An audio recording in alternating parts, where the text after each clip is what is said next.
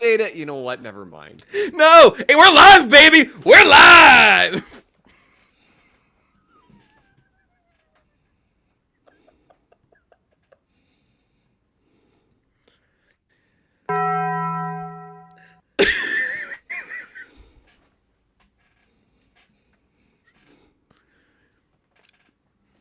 The Kansas City Chiefs may be 0-2, but they can be turned right around with these two simple fixes. My guys, Seth Keysor and Nate Taylor, are going to tell you these two easy tricks your favorite football team needs to go undefeated the rest of the season.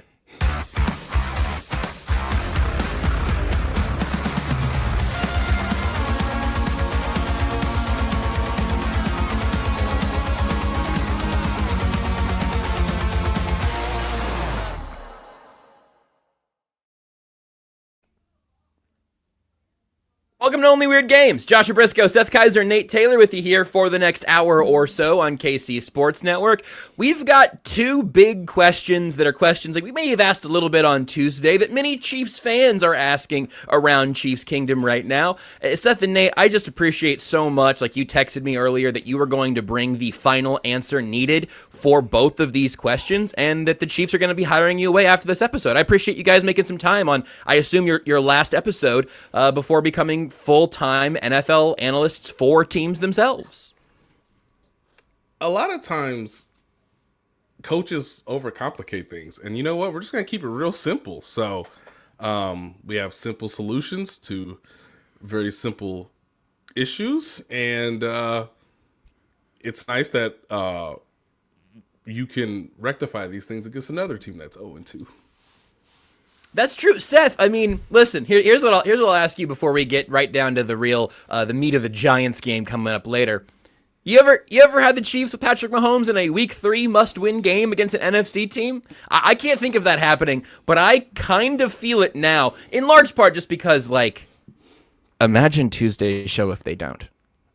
Look, 0-2. Statistically speaking, there's always X number of teams that went 0-2 and made the playoffs. There's quite a few teams that have done that.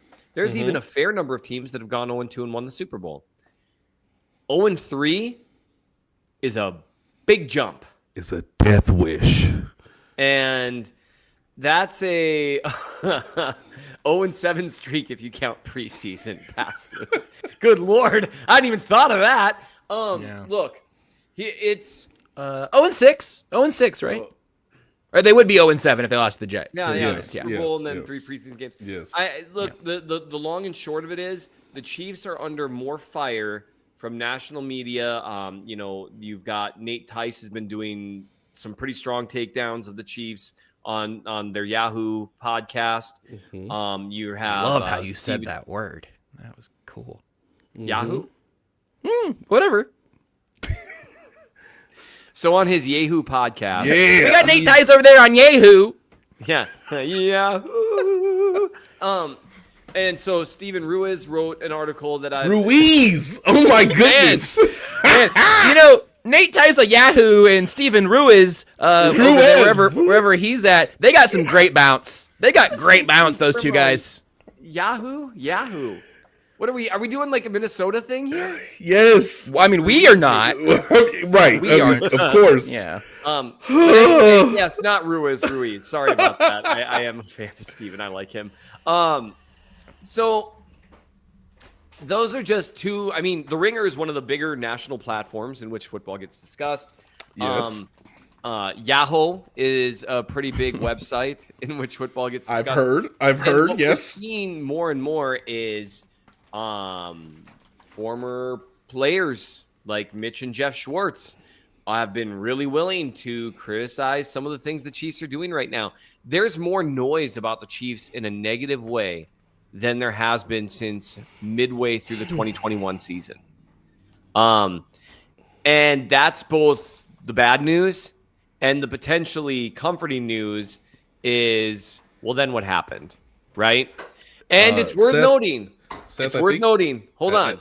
It's one more thing that's worth noting. We came close to this level of negativity Christmas Day, 2023, when it was like, are the Chiefs even going to win their division? Like, they are, whatever. And then they didn't lose again the rest of the year. So that's the good news and the bad news. They've pulled it together every time. However, it doesn't look great. No. Let me look, guys. Let me provide. It really doesn't. I'm just kidding. Sorry. Let me provide some sunshine, right? Some rays in these dark clouds, because you wouldn't appreciate them sunny days if you didn't have the rain, okay?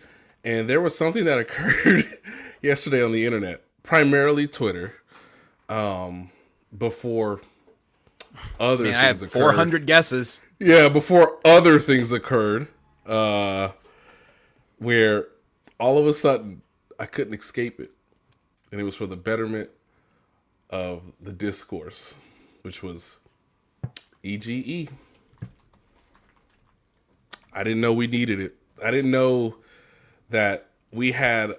Me and Josh got legitimate text yesterday, guys, from Seth saying, what does EGE mean? And I said, you know what? We're going to be all right. We're going to be all right because all we got to do is EGE. That's all you got to do. Just, I know some people say, well, it became cool. And then Seth asked us what it meant. And then I told him what it meant. I actually showed it to him. Then it got less cool. And then it only got less cool. Tucker, please explain to this man what it means. Because look, Seth, there's no better get-right game than against an 0-2 opponent with a Russell Wilson quarterback they done seen a million times, and everybody's gonna eat. I mean, not everybody, but everybody's gonna eat, right? Yeah, well, in theory. And that's the great thing about this weekend's game is we're all going to be really stressed about it because if they win, it'll be like, okay, well, now you're 1-2, so that still sucks, and you've got the Ravens coming up. But great, that's better than losing. But if they lose, it's going to be catastrophic. And so it's been interesting to see the vibes and the conversation about the Chiefs offense 2 weeks in.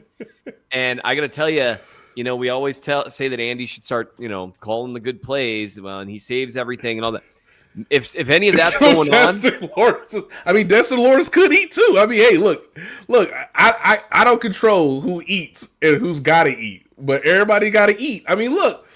The man was giving out pizzas. It was community service. It was a phrase that I didn't know I needed in my life. And so, look, man, it's really hard to explain. You were either there or you weren't there.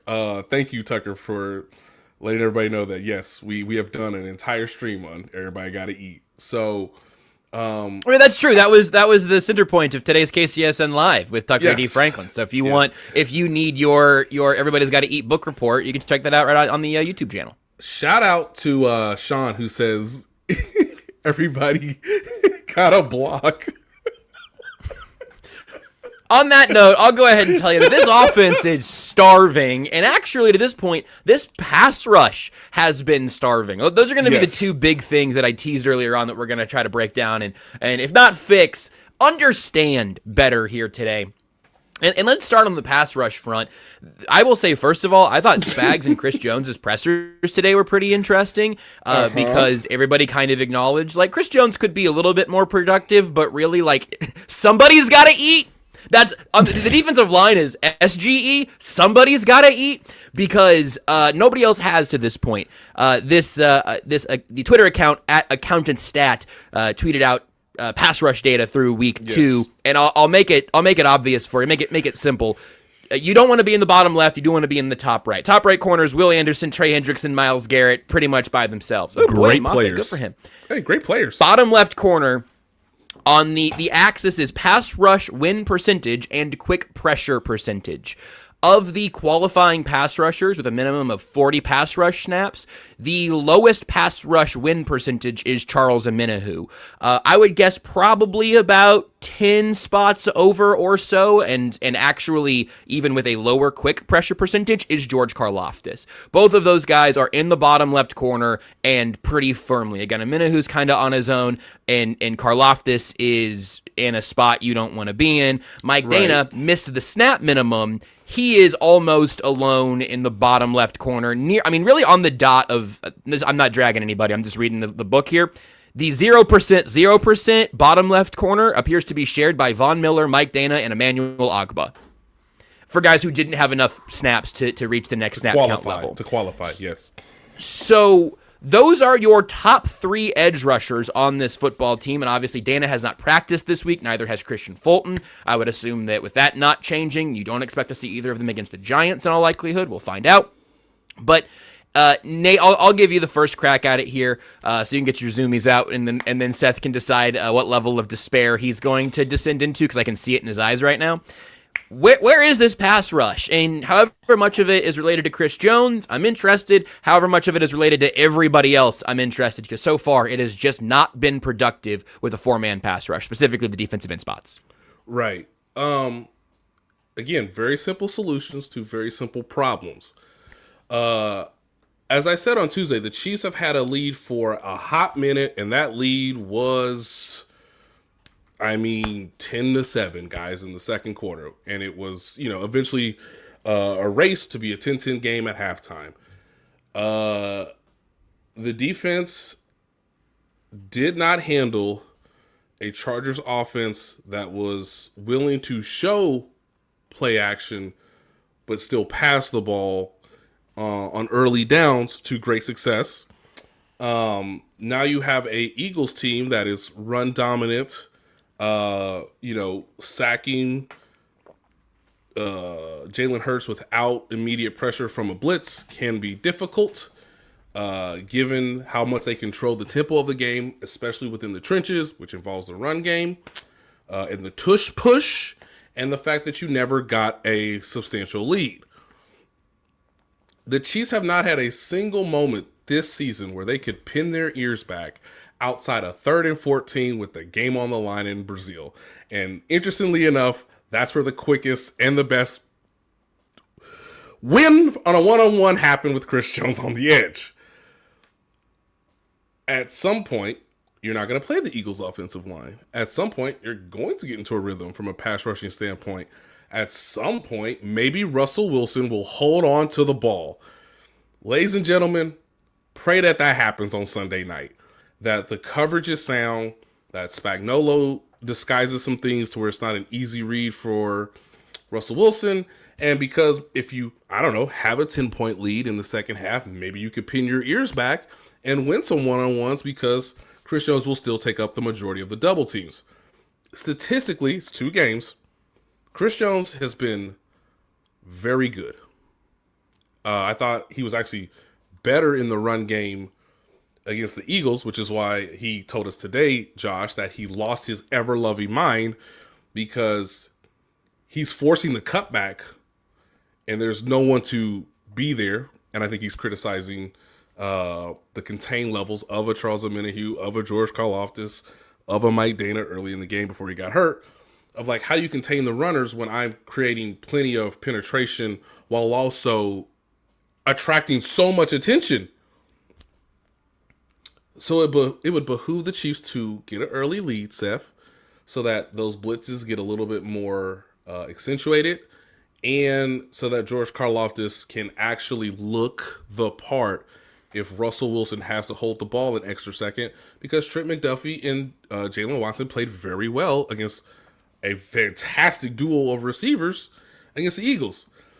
The difference is the Giants don't have the tush push, and the Giants don't have a great running game. So if there was ever a time to fix the issues, find a one-on-one for Chris Jones occasionally. But if you can't get pressure with 4, and there's not an easy read or if you take the first read away for Russell Wilson, then maybe it is time to panic. Seth is taking a massive drink. So funny. It gives me, Seth, time to read 2 comments here real quick. One from Alicia that asks, where's Joshua Uche in that little graph? He's in a small sample size version of the graph, right, but he's in the bottom right corner. Right. So not quick pressures, but the second highest pressure percentage of the small sample size one. And then also this comment from VF is epic. You can see the reflection of the open comments window section in Seth's glasses, which is hilarious to me. Seth has never attempted to hide it. I can tell. This sucks. I wish this wasn't true. I can tell when Seth's reading the comments based off where his eyes are looking, and so I know when when we're losing him. And he's not always wrong to be getting lost. I understand how it happens. Sometimes it happens to me too. But I can read you like a book through this little window that we share here on the KCSN YouTube channel. Anyway, Nate was setting you up for a glorious little alley-oop, and you were taking a big gulp of Sydney Sweeney's favorite nutritional beverage. I will have you know there is no inappropriate picturing on this buy drink. Thank you very much. Wow, you think a picture of a woman is inappropriate? Cool, Seth. Outside the confines of a loving marriage, absolutely, Josh. You know what advertisement is? Advertisement is a drug. It's an ill on our society. Exactly. How dare you advertise water to me with bodily functional parts? Man, hey Tucker, can I get a quick thumbs up, thumbs down? I wasn't gonna jump straight into the read right now. Maybe just dance a little bit so our wonderful friends don't have to get the air check of what Seth was just talking about, so I can then. I mean, what I was talking about. We'll get to more from Seth Keysor here in a minute. We're going to get to Seth's breakdown of where the pass rush stands, but first, I'm calling all Chiefs fans, because you could be on the field at the 50 inside GEHA Field for the official coin toss at a Chiefs home game this season. Visit Chiefs.com/GEHA now. Enter to win a chance to be on the field for a once-in-a-lifetime view of the pregame coin toss. Plus, you can score other exclusive prizes. Enter for a chance to win at Chiefs.com/GEHA. GEHA is the proud partner of the Kansas City Chiefs. We'll take a timeout, come back, and get Seth's actual thoughts on the pass rush. Looking for tickets for your next event? Tickets for Less is your #1 source. Save big on every purchase when you use promo code KCSN at ticketsforless.com. Success in real estate takes more than vision. It takes the right financial partner. When someone takes something rundown and turns it into something great, that's called a comeback story. Like Brain Group. They take distressed properties here in KC, completely rework them, and then turn them into valuable real estate. But that kind of work needs the right bank behind it. Enter Emprise Bank. They're not about cookie-cutter loans. They saw Brain Group's vision, backed them, and now they're making big moves in Kansas City real estate. Talk about your partner in possible. Emprise doesn't do one-size-fits-all financing. They invest in potential and back growth. Visit emprisebank.com/KC to learn more. Emprise Bank, member FDIC, equal housing lender. What's up, guys? I'm BJ Kissel, founder and CEO of KC Sports Network, and I'm here to talk to Kansas City businesses. If you rely on technology, you need an IT support team that's not just another vendor, but a true IT partner. That's why I want to introduce you to my friend and neighbor, KJ Miller. He is a VCIO at ThrottleNet, the Midwest's highest rated and most reviewed IT support company. They've been in business for more than 25 years, helping companies stay secure, productive, and ahead of the curve. They aren't just IT support, but they provide data security, IT strategy, and cloud software services. They do it all, and their reviews show they do it better than anyone else. So if you want to hear about how ThrottleNet can help your local business, join the conversation with myself, KJ Miller from ThrottleNet, and our resident genius from KC Sports Network when it comes to IT, at least as he's affectionately known by us, Mr. Craig Stout. Click the link in the description to hear how ThrottleNet can help you.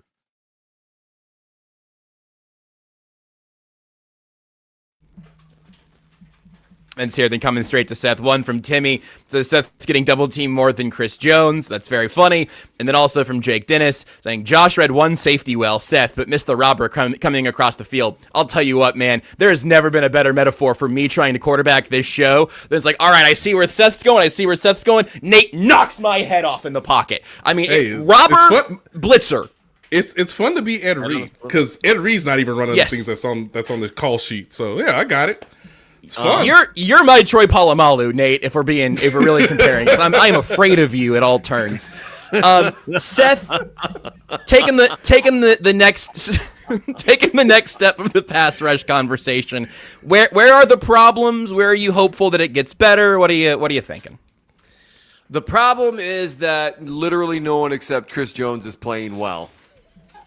Okay, good. I got Nate. What about Omar Norman Lott? He got a sack. What about Ashton Talati? He got more snaps. Ashton Talati, more snaps. Come on, Ashton. Come on, give me How do you defend this, Seth? How do you play offense against this? Hence the fear. He's a Pokemon. There's no way to operate an offense under these conditions. So here's the big thing. Gelati, I'm excited to see Gelati against tackles that aren't two of the best in the NFL, like arguably 2 top 5 tackles. God, the Eagles are so good up front, guys. It's crazy. And so it'll be interesting to see him. Omar Norman Lott looked a little more explosive. He looks healthier than he did in the preseason. Yes. Those are things that might help. But really, I mean, it's pretty simple. Like, Amenahu hasn't played very well so far. There's one snap, really, where the Chiefs rushed 4 against the Eagles and caused some real havoc. And it's not a coincidence that was a snap where Charles Amenahu had a relatively quick win, because Chris Jones was getting doubled. Everyone else was one-on-one. And when one guy wins quick and you displace the quarterback, and this is why pass rush wins, not the way ESPN charts them, because ESPN charts how close people get to the quarterback. So if you have quarterbacks that are more prone to scrambling and moving wide throughout the pocket, that's why the Chiefs' pass rush or pass protection win rate is so low by ESPN standards, because of how big Mahomes' movements are. But anyway, when you move a quarterback off his spot, he takes his eyes off from what's going on. He has to move to a slightly different place, and it buys another half second for other guys to win. So Omar Norman Lott was able to kind of use a little bit of nifty bend to get around his guy, and Hurts just got flattened, and that was cool. But what you had there was one guy winning pretty fast, another guy winning kind of slow, but still winning. Way too many snaps. You don't have anyone winning slow or fast, and if they do win, they win slow. And here's the problem. 2 guys winning slow, it's better than nothing, but it means that you need to have the first 2 reads covered, at least. Right. And it doesn't move the quarterback off his spot in the same way. Honestly, guys just have to play better. George Karlaftis was paid to be the second best pass rusher on the team. The man is not winning one-on-ones, and he sees plenty of them. He's not winning remotely enough. Charles Amenahu is not playing at the standard he played in 2023, and that's going to be problematic for them because they're kind of relying on him. They miss Turk Wharton providing a couple of quick wins a game. That matters.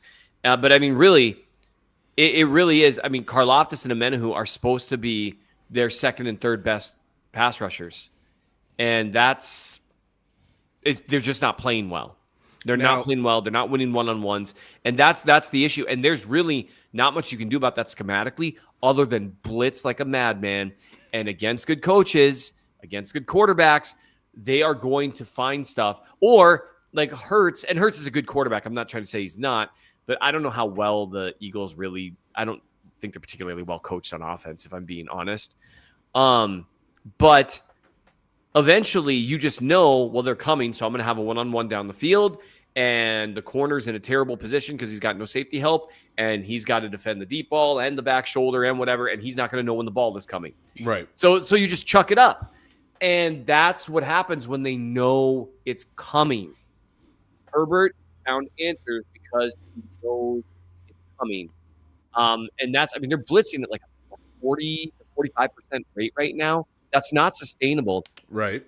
Good as Spags is, you get such diminishing returns, and the risk, the reward decreases in frequency, and the risk increases in frequency and severity when you got to blitz that much.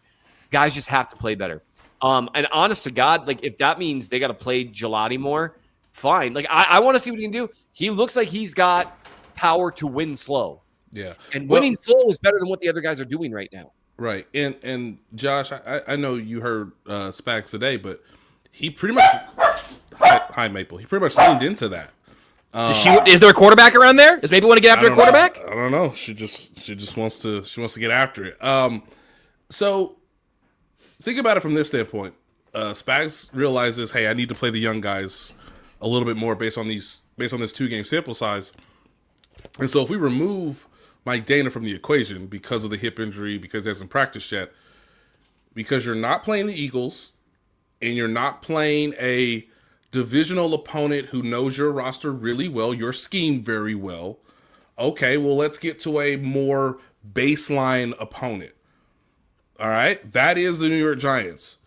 And Charles Omenihu will likely start if Mike Dana is not available. Sure. This is the game in prime time to really evaluate Charles Omenihu in terms of the pass rush plan, knowing that Gelati is available for the rotation. But again, it was like the second quarter, and I think we talked about this. You may have texted this, but we talked about it in the second quarter of Sunday's game against the Eagles, where it's like Omenihu just doesn't have anything to disrupt Lane Johnson. Like, okay, you want to flip him to Mailata's side? Yeah, you know. So this is a more general NFL team. And so if the performance doesn't improve this week, when defenses get more into rhythm in weeks 3, 4, 5, because you play more, then that will be very concerning. So this is a great game to sort of put Charles Omenihu under a spotlight, because he's supposed to be the one that gives you a little bit more juice, a little bit more dynamic ability with Chris Jones and with, George Karlaftis, given those traits that we know from them. Super interested to see what it looks like against the Giants. You want to put a cap on it here, Seth, before we get to the offensive side? Go ahead. I just wanted to say, because we have talked about a lot of negative stuff this week, and, the Chiefs have lost 2 in a row. Mm-hmm. I get it. I would just note that one thing that was a bit of a bummer was that the pass rush being as poor as it was and the offense really shooting itself in the foot so badly. I mean, like, on such crucial moments. Ugh. Mm-hmm. Anyway, it really did kind of distract from the fact that the secondary bounced back and played really well. Now, I'm still really worried about in a huge way. Yeah. Playing against a really talented group. Now, Goddard wasn't out there, which is a big deal, but that was big to see. Hicks and Cook especially played really well, and I didn't see as much of Chamari Connor getting isolated. I was afraid that Devontae Smith was going to go off for about 250 yards from the slot, which, again, I don't know how well the Eagles are really coached on offense, to be perfectly honest. But not nearly as well as they're coached on defense. So that's a shame, because, I mean, like, Noel Williams coming in and doing some stuff. Man, he's physical. That dude, if he plays a lot this year, which I would rather, based on what I've seen so far, by the way, I would rather have Noel Williams out there as the third corner on the boundary and letting McDuffie be in the slot than doing more big slot stuff with Chamari Connor. Yes. I think it's a little different with Saquon Barkley on the field versus Saquon not being on the field Sunday against the Giants. Well, I mean, if by what you mean by that is Chamari Connor might just miss the tackle, I agree. Oh, come on! That's terrible. The poor guy, he's contributed to some goals, but he's just not playing well. I mean, you're not wrong, but at least I can inform you as to why he's on the field in this sort of big nickel spot. Hey, if he bounces it to the edge, you're right there, Chamari. Just wrap him up. Wrap him up. I would just note that that's just a little positive thing to put a cap on it. And again, I just got to remind people, we are 2 games in. It's a really dangerous thing. Good luck with Tuscaloosa fan hearing that. say it one more time, Seth. Real slow, real enunciated. Really put an emphasis on what Tuscaloosa fan gonna go through. By the way, he's gonna watch. Tuscaloosa fan's gonna watch 7 hours of commercial-free football, and it's gonna look awesome. And then his or her favorite team's gonna be on the television. We're about to discover one of my very worst character traits. When someone tells me to say something, he goes the opposite. Let me just tell you, I'm gonna have to Ron Swanson this. When the officiant said, "Repeat after me," I fell silent. Hey, Seth, keep doing bits and talking about the defense. The thing with the defense is that, hey, wait a minute. That sounded more like a suggestion. No, it was a demand, because I wanted to go to the offensive side of the ball. So I was trying to give you what I didn't want you to be talking about so we could talk about the run game. We will not be the first, or given the fact that it's Thursday and I have a show tomorrow, Everything Else, the Joshua Brisco, live on KCSN. It's got its own podcast feed. Just look it up wherever you get your podcast. It's called Everything Else, the Joshua Brisco. This will not be the last time we talk about this. It will not be the first time we talk about this. But the running game has been a major inflection point this week, and for obvious reasons. Don't worry, everybody, Nate's okay. There wasn't an earthquake. He was just blowing on his microphone. It's been ugly, Seth. It has been unproductive. It has been led by Patrick Mahomes in consecutive weeks. And as you wrote in the Chief of the North newsletter, the Chiefs need to revamp the rushing attack again after doing it on the fly last week. The first thing I wanted to get from you here, if you don't mind, is to just give us one of those little 101, 201 kind of refresher courses, because we're going to be talking about inside zone, outside zone, and gap and power. Give us a little terminology refresh on some of that stuff, and also kind of on what the Chiefs typically do. Sure. And then you can get into what you'd like to see them do more of going forward this season. Andy Reid likes to use inside zone and outside zone the most. Inside zone from shotgun is generally going to look like some of the most successful runs that you've seen the Chiefs do this season. You're moving straight ahead a little more. You usually have a combo block, which all a combo block is whether it's a tackle and a guard and a center, whoever. Two blockers start off and displace a blocker to create a rush lane. And then it's kind of, so once you've helped, so let's say I'm Trey Smith, okay? And what I'm going to do, let's say I've got a defensive tackle lined up in the gap between me and Jawan Taylor.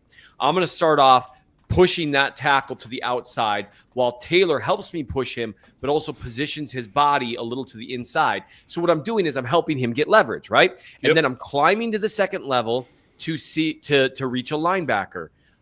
That's a combo block, okay?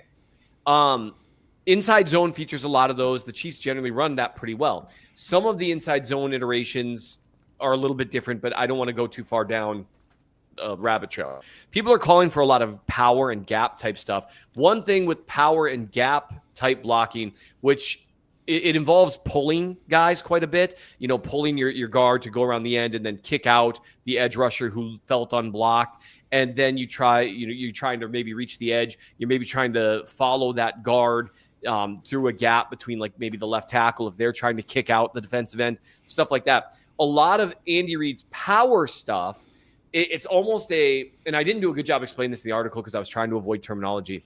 Some of the power stuff they do and some of the gap stuff they do involves a lot of sweep, edge, horizontal moving stuff with pulling guys. And whereas and the outside zone, same thing. Okay. Mm-hmm. You're blocking a spot, not a guy. And so their most successful stuff this year has been straight ahead, inside zone, or various forms of combo blocks right up the middle. What they're often doing is not that. Like a lot of what you might call like pin pull is what it's referred to. Yeah. One side of the offensive line pins in pursuit defenders, and then you've got one or two guys pulling the other way. And the problem is that takes a little while to develop. And so that 4th and 1, that wasn't really pin pull, the one that everyone remembers, but it's a similar concept. And the problem that you saw there is the problem that's existed for them is you're asking Kareem Hunt to get horizontal and cover a lot of space before he even gets up the field. If you look at the Chiefs' successful runs, by and large this season, they've been straight ahead between the tackles. I have them via Next Gen Stats, Seth. Ooh, I would love to hear him. Okay. This is great. Everything Seth said is so on point, and it's so wild to know that, hey, Kareem Hunt, guys, very good running inside. Isaiah Pacheco. Now, this is where it gets fascinating because Next Gen Stat can break it down by outside left, outside right, inside left, inside right. Basically on where the center is and where you're going, of course. So, Isaiah Pacheco is interestingly most successful based on outside right, outside left, leaning towards the tackles with, like you said, a little bit of a combo duo block, right? For Kareem Hunt, it's actually inside left and getting a little bit more success inside right. Don't ask this man to do a stretch play. Don't ask this man to do no counters, traps. Right now, he's getting the most of his yards over expected on the inside left. That is with, of course, Kingsley Suamataia, Josh Simmons, a little bit of Creed Humphrey sprinkled in as well. So you can, I mean, again, it's 2 games. You can see it. You can break it down. It's so funny that they've given Brashard Smith 1 touch. Outside left, 1 attempt, 2 yards, 0 success rate. But for Isaiah Pacheco, it gets a little bit more complicated because they've tried everything with him so far because he is the starting running back, and the success rate is nowhere to be found. In fact, because they've asked him to do outside left a number of times, his stuff rate is astronomically high. So for whatever reason, the blocking has not been well for Pacheco with, Simmons, Kingsley, Creed Humphrey compared to, giving Kareem Hunt the ball and using his head of steam to go forward. And I actually have the answer to that.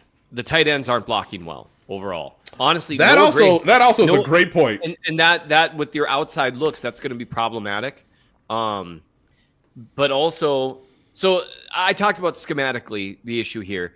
Andy Reid consistently just hasn't run enough between the tackle, under center stuff. This has been an issue for years. Jeff and Mitch Schwartz have talked about it quite a bit. And he likes inside zone. So just run iterations of inside zone and do it with Kareem Hunt. The problem is you can't necessarily do it very well with Isaiah Pacheco because, and this is where you get to the personnel side of it.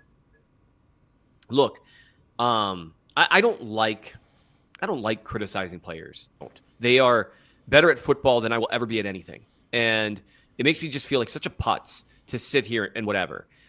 But the reality is Isaiah Pacheco's not playing well. I used a couple of examples in the Chief of the North where he's just not following blockers. At all. He tried to bounce one outside where he had no shot whatsoever and got tackled for a multiple yard loss when he could have followed Creed Humphrey and at least had a shot. I mean, he ran into, I think it was Trey Smith's back. He's not following his blockers well. And here's the problem for Pacheco. And I know, me and I think it was Maddie Lane, maybe it was Kent who wrote about this in the KCSN Substack.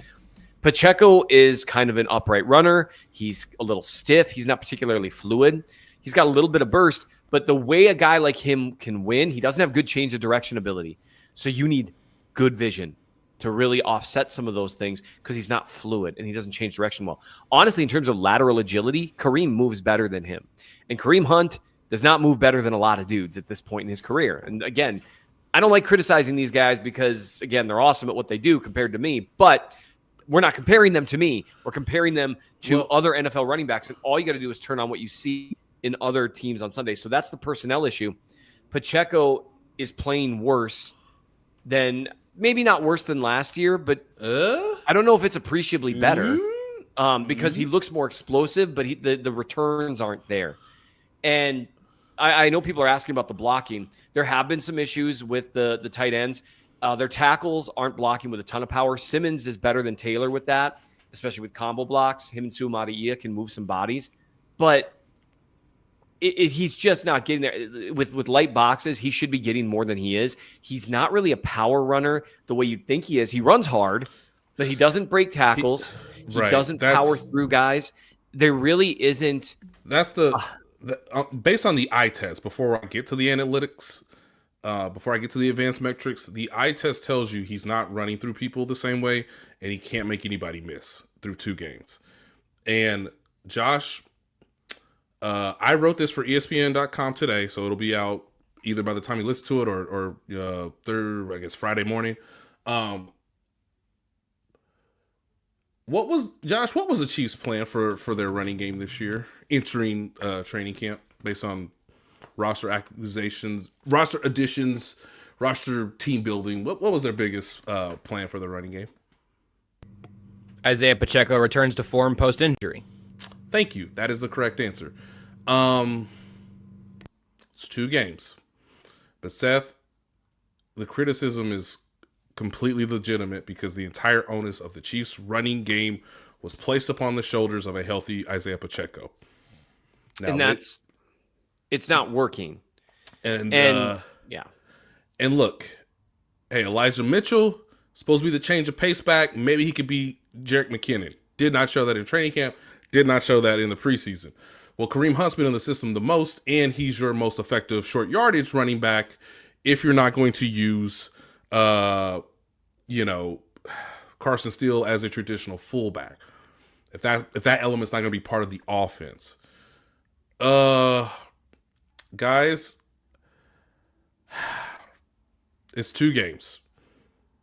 I'm going to read a statistic that I don't know if it's quite been out there, because I know that there's next gen stats, there's run block win rate. The Chiefs are drastically low at that, guys. I mean, it's crazy. The Chiefs offensive line is ranked 31st in run block win rate, which means successfully blocking the collective defensive linemen on design running plays. They have been successful on just 64% of the time. A lot of their misses, unfortunately, have come with Isaiah Pacheco as the design person supposed to run the football.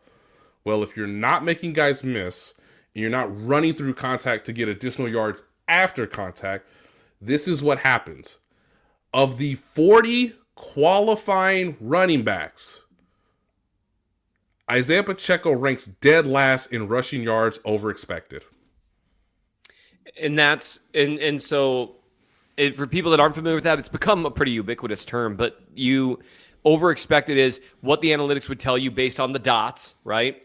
Your average run, when the dots look like this, gets to here. And because it's taking into account thousands of plays, you can get some ideas. The thing is, Pacheco doesn't take everything that is there. Hunt only gets what is there.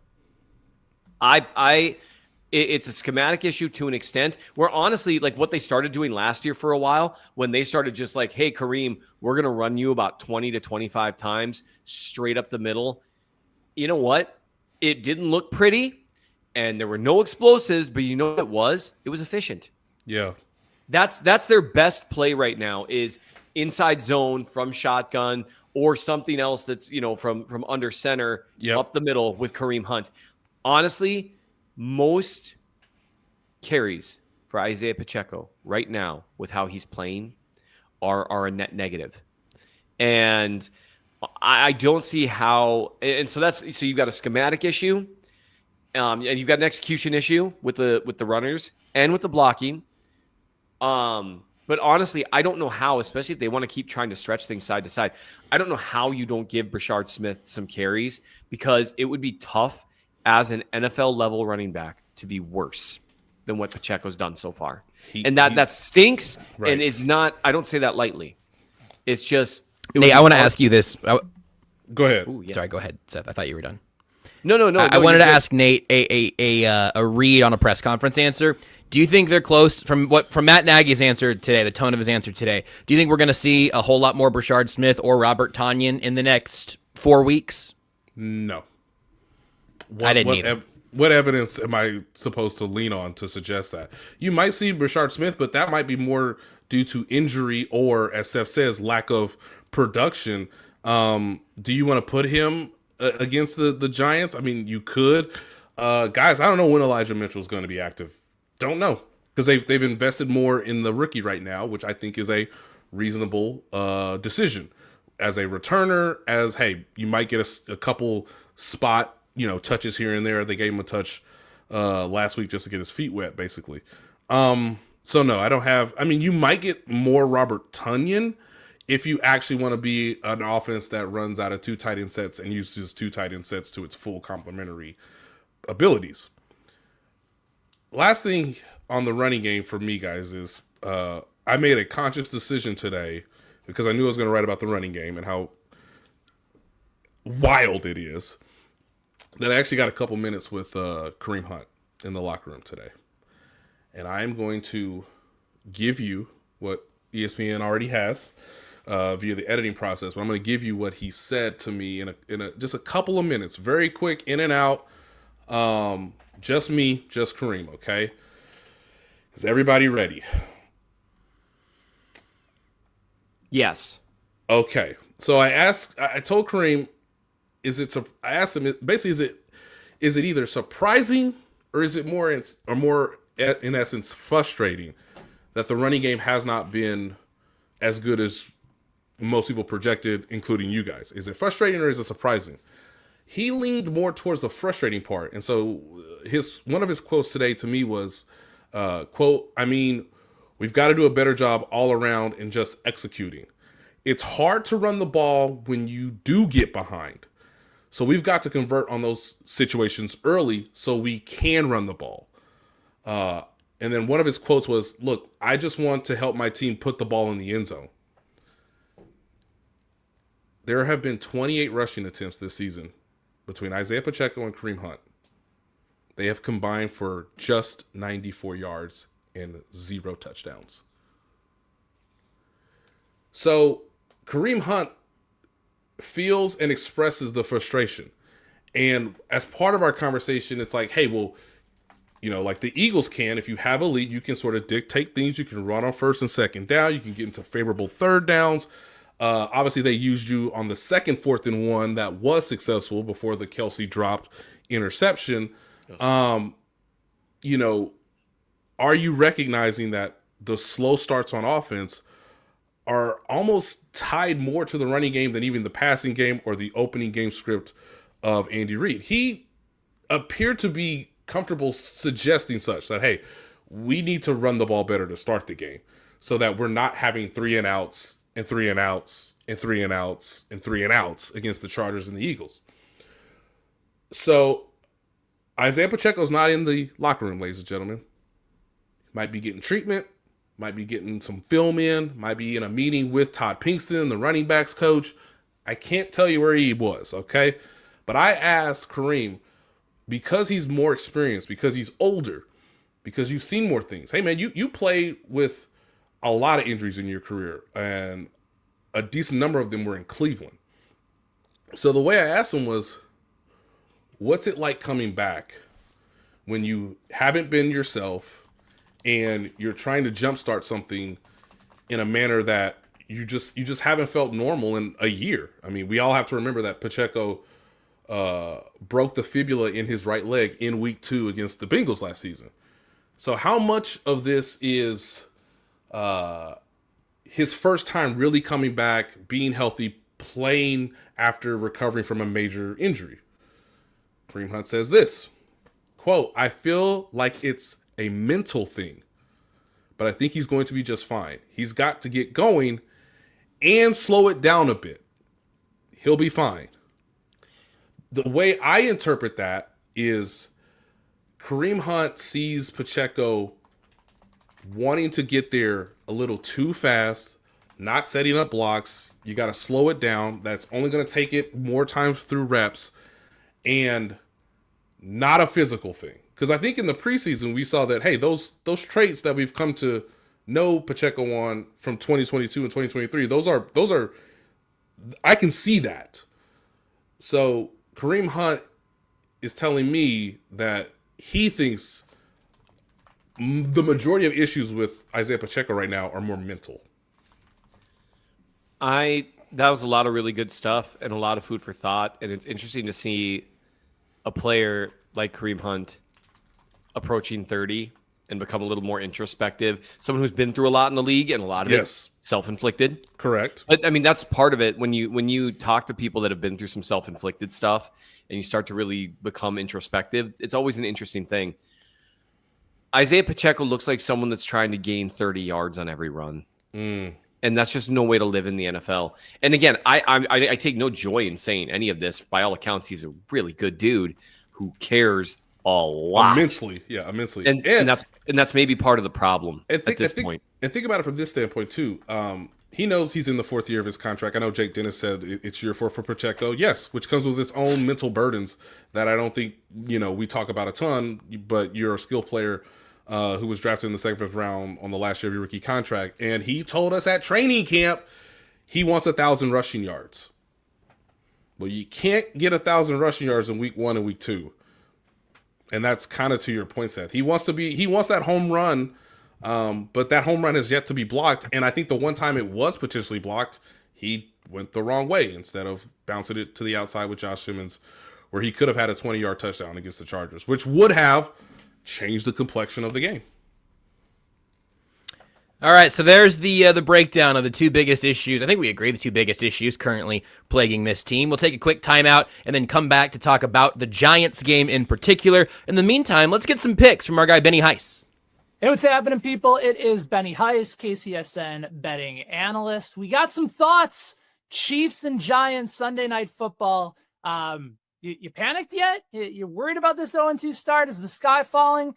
Just remember, could be worse. And there's a nice opportunity here to get a big victory this week. We're going to talk about a betting play that I like through this portion of the week for Chiefs and Giants in just a second. And the best place that I would highly recommend you consider taking your wager is over at DraftKings Sportsbook. And especially if you're in the state of Missouri, the wait, it feels like it's a far away. It's really not, you guys. DraftKings Sportsbook, America's top-rated sportsbook app, is coming so soon to the Show Me State, and you can actually sign up today, even though they go live on December 1st. New Missouri customers, they can get $300 in bonus bets when DraftKings Sportsbook launches on December 1st. If you download it now, you can place a $5 bet once they're live. It's got everything you need. You got your live in-game bets, plenty of bonuses, fast payouts, endless ways to get in on the action, all right from your couch, your phone, wherever you might be. And remember, once they are live in Missouri, you're going to be betting with the Sportsbook app that is trusted by millions with safe and secure payouts, fast money withdrawals. It's the easiest place to be able to place your bets and make the action come to you. As for this game, some intriguing numbers here, right? Chiefs 6-point favorite, coming off only the second time since Mahomes has been their quarterback. Well, he had been a home dog. And again, not the result that the Chiefs were looking for here. But we are seeing a bunch of money coming in on Kansas City. They're at -6 over at DraftKings Sportsbook, at -110 on both sides. 88% of the handle right now, the money coming in on the Chiefs. And that makes sense because initially the line opened at 5.5, reopened over the course of the week over at DK Sportsbook. We've seen that number get pushed to 6. So 88% of the money compared to 73% of the tickets. We're seeing a little bit more of the public bets come in on the Giants relative to the money. So an intriguing sign there. Also, this is going to be a game that is going to be a very popular play on teaser bets. If you want to take the Chiefs and just move them from -6 over to a pick 'em, pair them up with another game to move the line 6, you're going to see that as well. Here's where I'm curious to talk things through. I am on the under at 45.5, -112. You might be thinking, well, wouldn't you just rather get it at 46 or 46.5, 47? Yeah, but this is the number that it's at. I've also seen other sports books move this line to 44.5, and I expect the line to continue to move backwards. So you're getting a pretty good number here for Kansas City. Remember, the defense, other than week 1 against the Chargers, really not the issue. And I know that the Giants in week 2 look good, but the Cowboys are a mess defensively. So I'm not really taking all of that. And considering the fact that the Dak Prescott might be playing some of the best ball of his career, even these first couple weeks, I don't think there's a whole lot to really gain from that. I think the Giants got things going. Malik Neighbors had some plays deep. I expect the Chiefs to be able to contain him. And also Russell Wilson's had plenty of struggles going up against Steve Spagnuolo's defense. We've seen that in years past, not just with the Broncos, but also during his time in Seattle as well. I like this play for Kansas City. We know that in the second half, this is a team that is going to rely on their running game. There's nobody right now on this team that's going to be able to move the ball downfield unless he's throwing it up to Thornton. So I think Mahomes and company will be perfectly fine playing out the clock in the second half, nursing that lead, and just slowly killing the Giants in their home stadium where, let's be honest, they've been an atrocious home covering team. 1-8 straight up in their last 9 home games, 3-11 against the spread in their last 14 games overall. So yeah, the Chiefs haven't been great against the spread this season. They haven't been good in their last 6 games, 1-5 against the spread, which is part of the reason why I'm just going to stay away from it and rather focus on a team that's been the best second half under team going all the way the last couple years. So I like Kansas City in this matchup to win, but I prefer the total on the underside at 45.5 over on DraftKings Sportsbook. So if that's a play that you're considering, or if you're looking to go the complete opposite way, it doesn't really matter. What is important is that you download the DraftKings Sportsbook app, use the code KCSN. You get $300 in bonus bets with just a $5 bet once DK Sportsbook goes live in Missouri on December 1st. That is code KCSN in partnership with DraftKings Sportsbook. Remember, if you have a gambling problem, call 1-800-GAMBLER. You must be 21 plus, physically present in Missouri. Eligibility restrictions apply. Bonus bets expire 7 days after they're issued. That excludes customers who redeem their pre-launch sign-up offer. All the terms are available at sportsbook.draftkings.com/promos. Go ahead and dive into the Sunday Night Football action. We've got some interesting matchups. It's another big test for the offensive line, especially Kingsley on the interior. I think it's probably a good sign we haven't spent a whole lot of time talking about him this week. Not like an enormously elite game, but we would be talking about him more if he was the reason the offense fell apart. So that's a good day at the office, all things considered.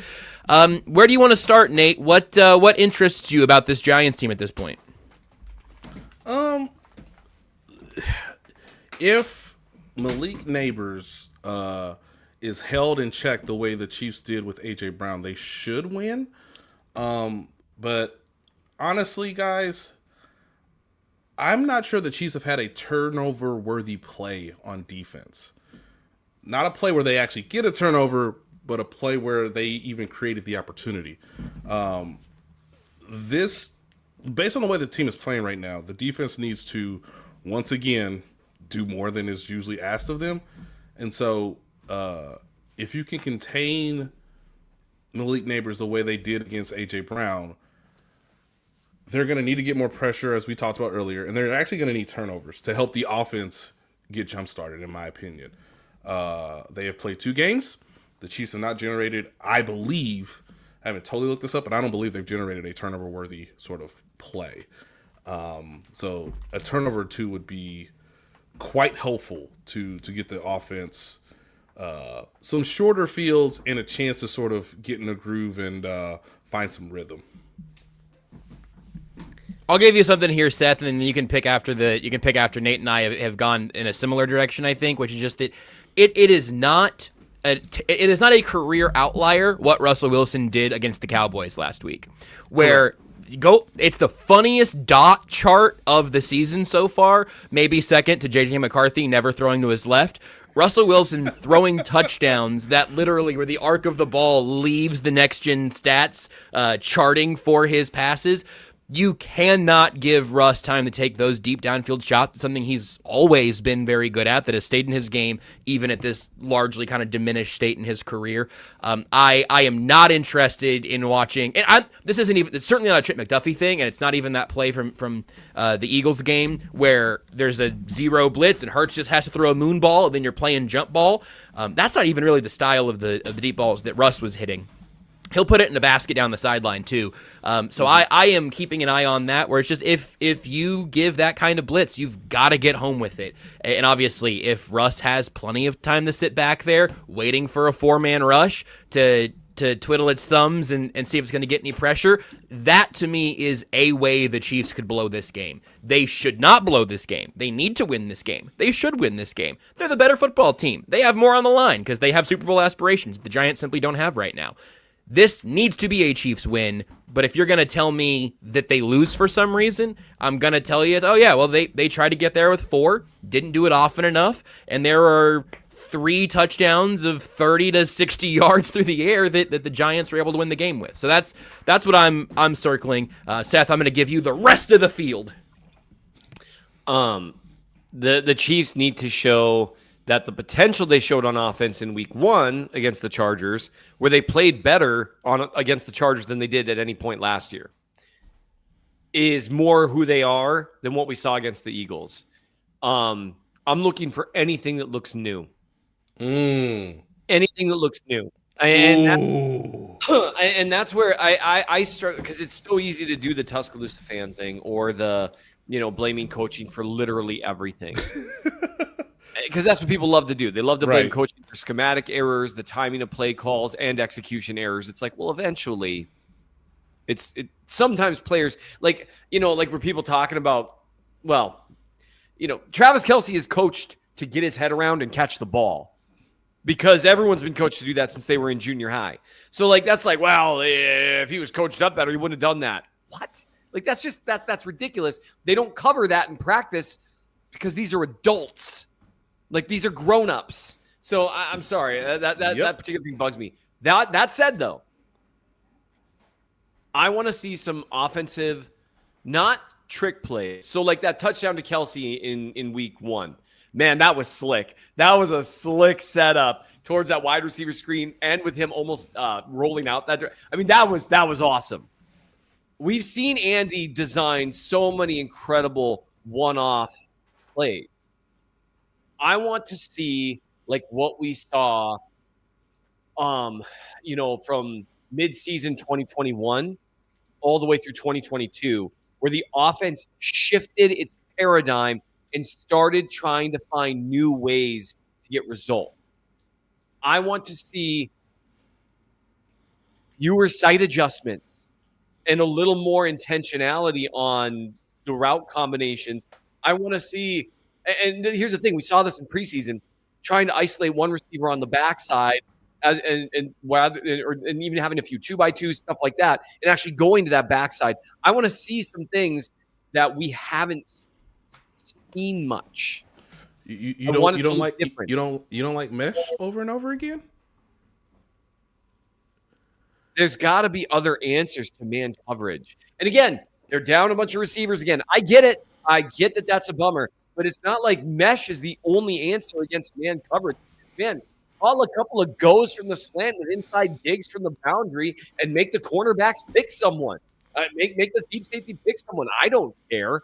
But this is a team that they should beat.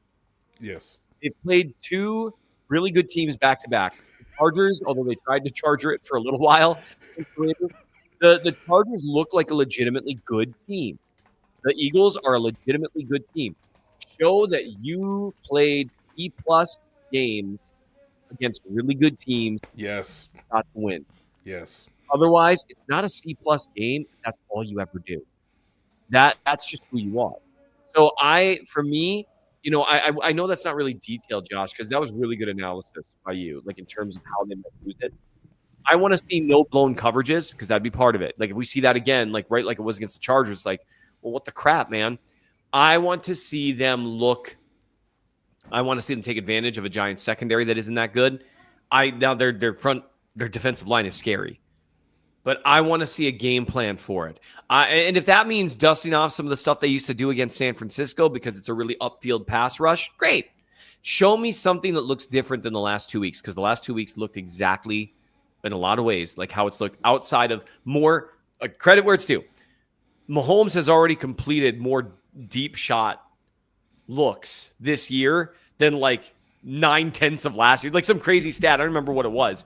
So let's keep doing that, but also let's get under center a little more. Let's run fewer looks that send guys that shouldn't be going to the sideline.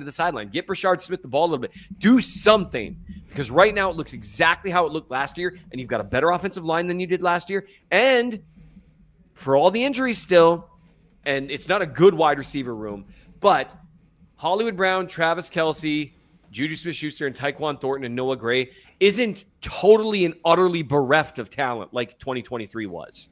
You should be able to do something with that. Even if it's not great, it shouldn't be awful. Right. So that's what I'm looking for. And if there's a loss, man, I'm not going to really know what to say. So it's going to be great. This is the final thing that I'll say here, and then Nate, you can get us out of here, because the way they win this game will give us plenty to talk about one way or the other. Either things have been fixed and they won, or things haven't been fixed and they won, and it'll change how we look ahead to the Ravens and the rest of the time without Rashee Rice and all of that. If they lose this game, it's going to be on fire next week. The whole YouTube channel, the podcast feed, the city of Kansas City, because, frankly, the team that lost to the Chargers and Eagles, that exact performance, should beat the New York Giants, even on the road in prime time. These were close losses to significantly better teams. But also, The Cowboys were right there with the Eagles in week 1, and then the Cowboys needed every second of overtime to beat the Giants. The margin for error in this league is super, super thin, which is how you have an 0-2 Chiefs team, an 0-2 Giants team, a 2-0 Indianapolis Colts team that we haven't talked about because the Chiefs have been so interesting. This league is fascinating, and this is not one the Chiefs can afford to drop for a whole variety of reasons. So we'll talk more about it on Tuesday. I'll talk more about it on Friday. Well, you'll have 5 things hitting the feed. You'll have the KCSN post-game show. So we're going to have plenty of opportunities to keep getting into this football game. And I hope we're coming back talking about a win on Tuesday because we haven't done that since late January. And I miss that feeling. Nate, with that in mind, get us out of here. Send this into the weekend. Don't need a rah-rah speech. Don't need to overcomplicate it. Keep it simple. If you're the better team, showcase why you're the better team. Keep it simple. Don't shoot yourself in the foot. Don't make the game untenable based on unforced errors, and perform like you're the better team, because you will step onto the field as the better team. You have the better coach. You have the better quarterback. You have the better tight end. You have the better, defensive tackle. You have the better cornerbacks. They got a lot of advantages. They just need to put it all together. And a way for the Chiefs to get the way for the Chiefs to self-identify themselves is to just be the better team from start to finish. Again, guys, they have had the lead for less than 4 minutes in the entire season through 2 games. So be the better team. Show that early, show that often, show that throughout.